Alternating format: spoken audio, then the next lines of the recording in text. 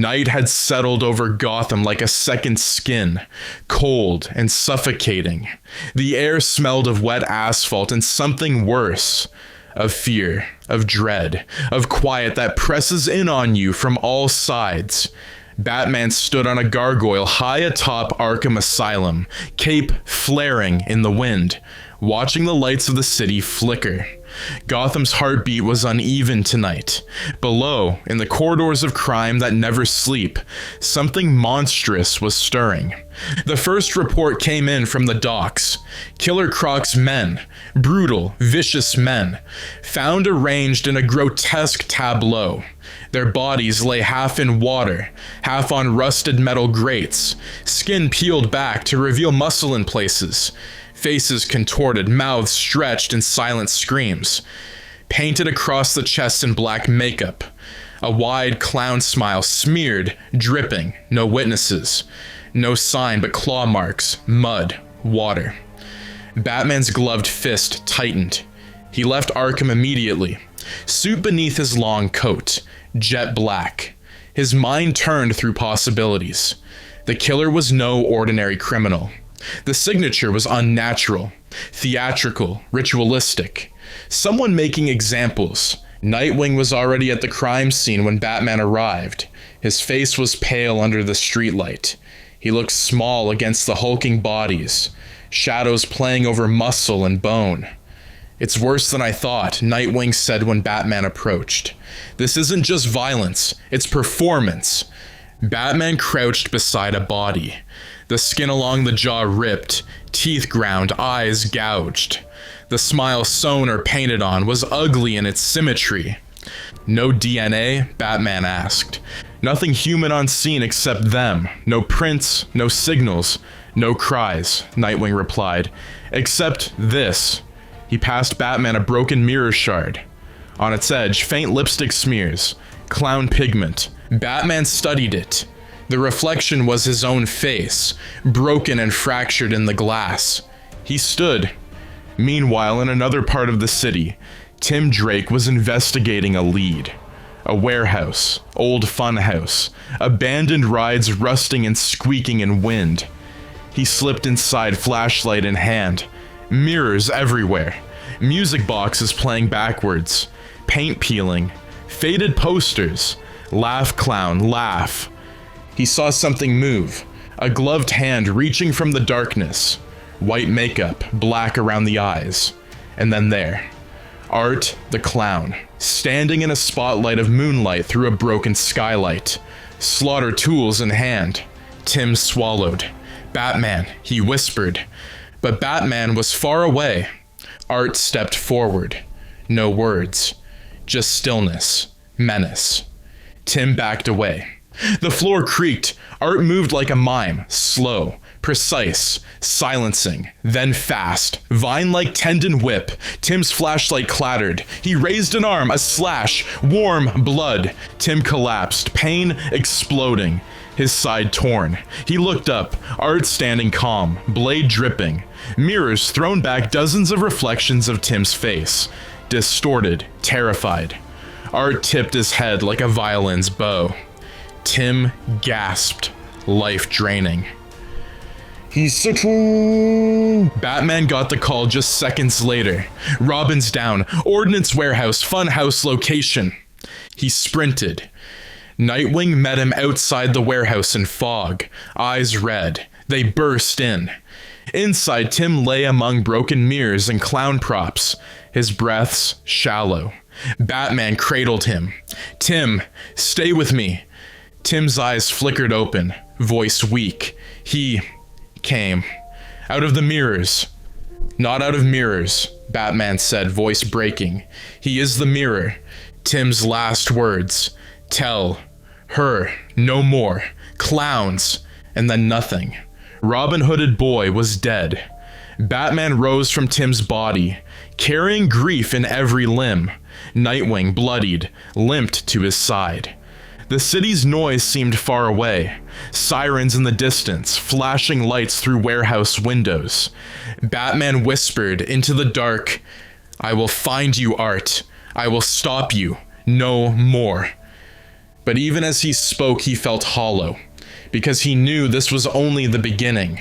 Rain splattered Gotham's skyline like wet ink, dripping down canvas.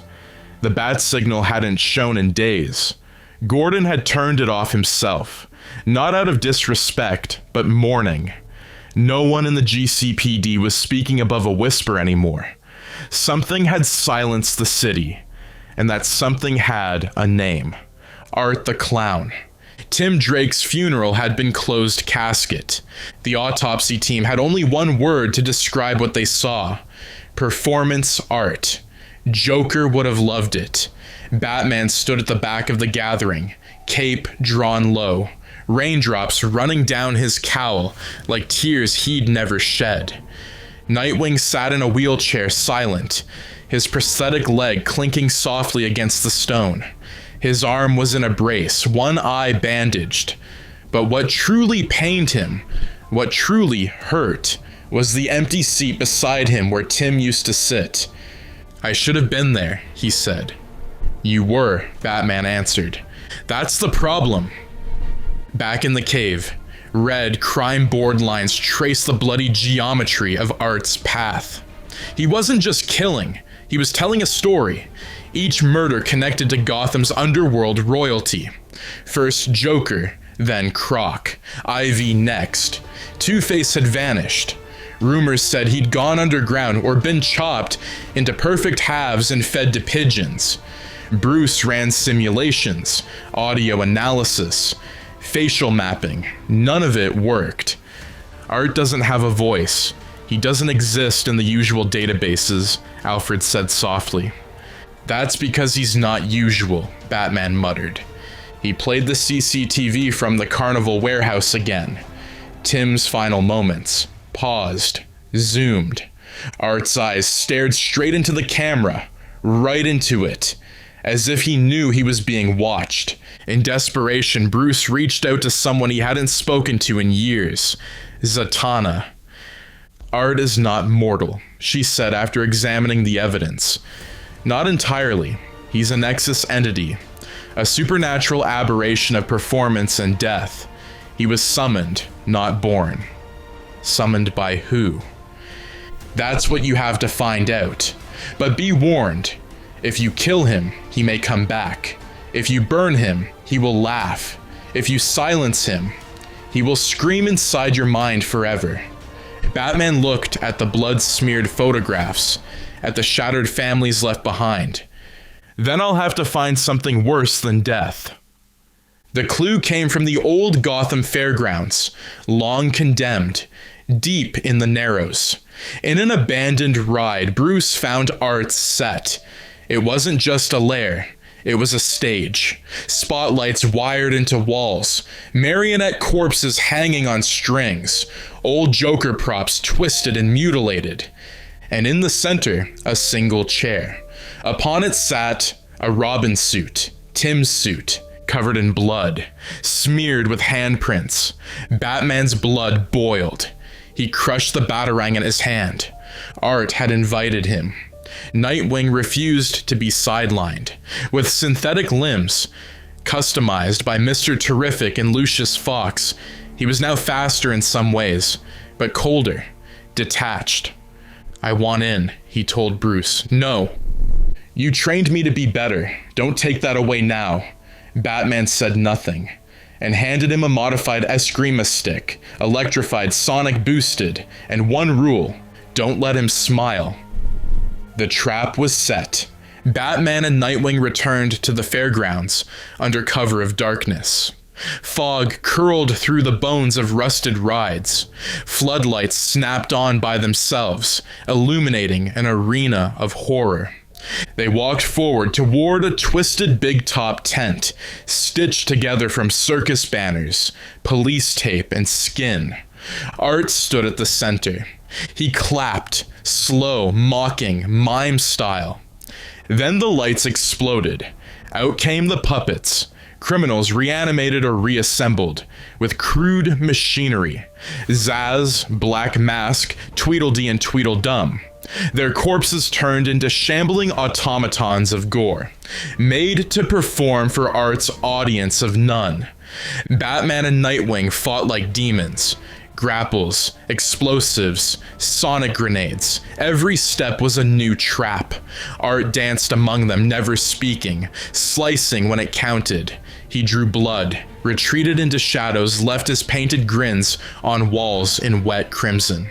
Nightwing landed a blow, a prosthetic fist that crushed Art's shoulder.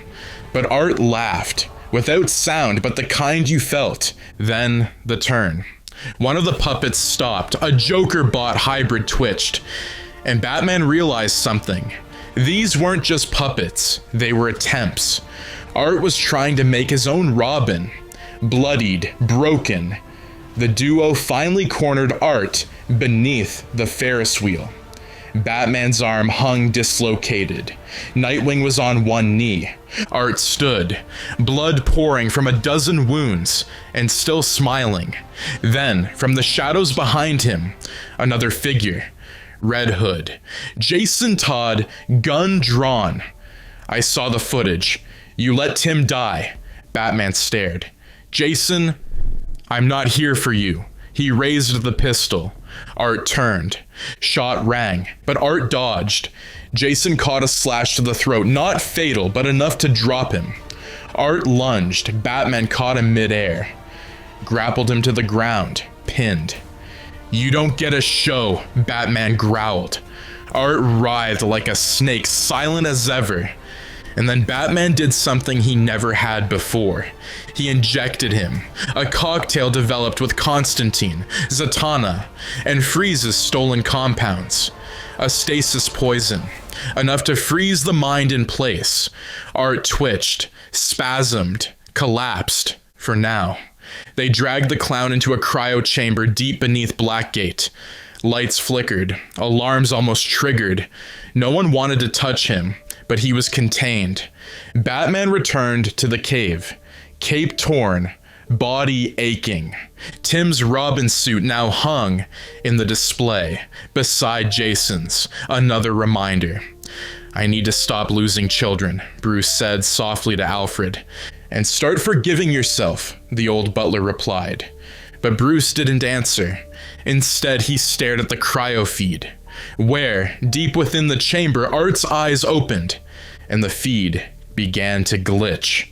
The camera feed from Blackgate Penitentiary's Suntawara sub-basement cryo holding cell looped on static.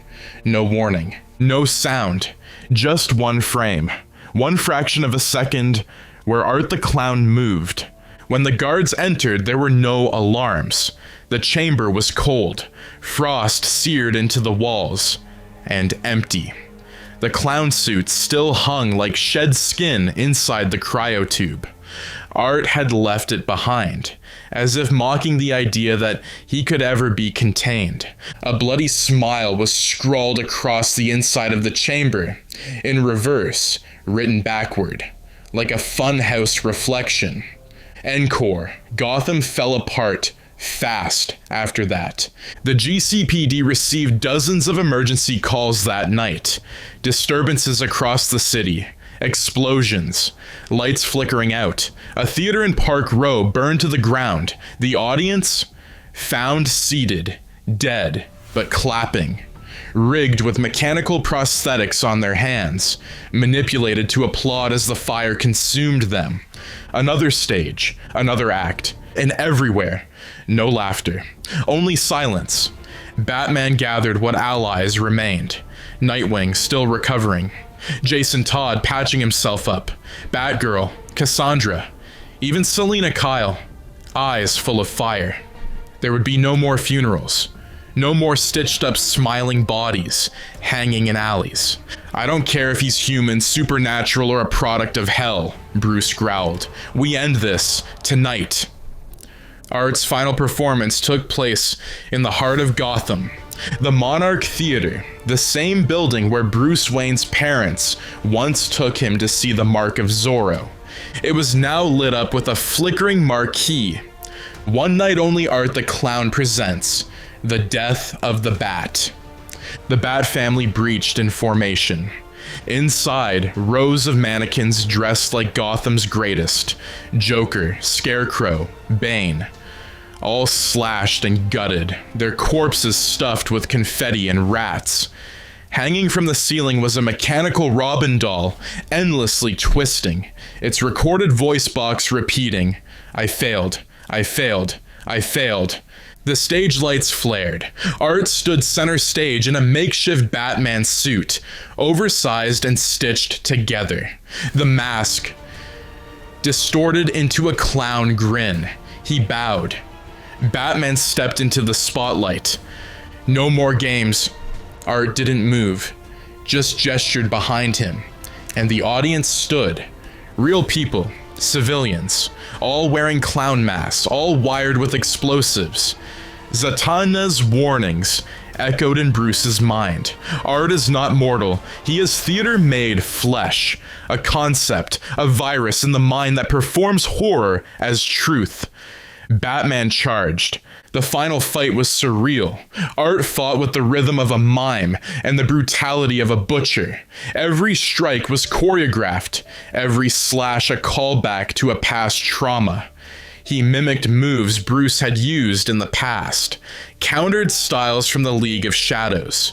He had studied the Bat. Nightwing and Batgirl moved to disarm the civilians. Jason fought off automated clown bots swarming from the orchestra pit. It was chaos. It was a climax. Batman and Art crashed into the upper balcony, fists breaking wood and bone. Bruce's ribs cracked. Art's arm dangled loose, broken. Yet he kept smiling always. And then, Robin appeared. Tim, not alive. A construct, something sewn from the skin of clowns, dressed in Tim's colors. It walked toward Batman, mimicked Tim's voice. "You let me die." Bruce froze. Art lunged for the kill, but this time, Batman didn't hesitate.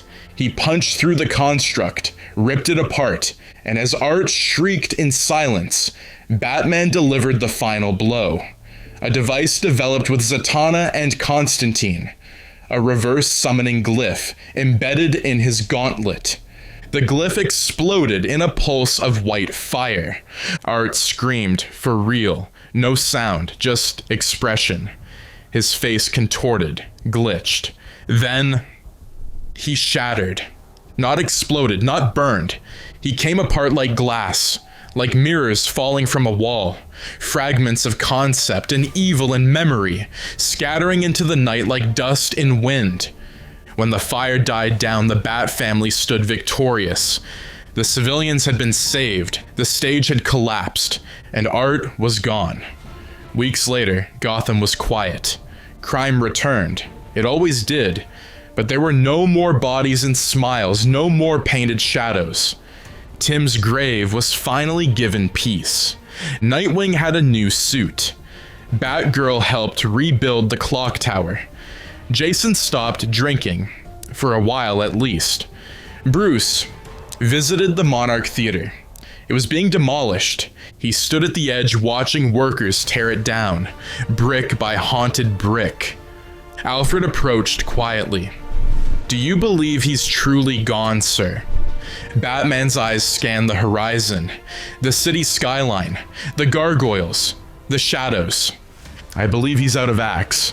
And yet." On the wall of the crumbling theater, someone had painted, crudely in red, "Thank you for watching." Underneath, a hand-drawn clown face.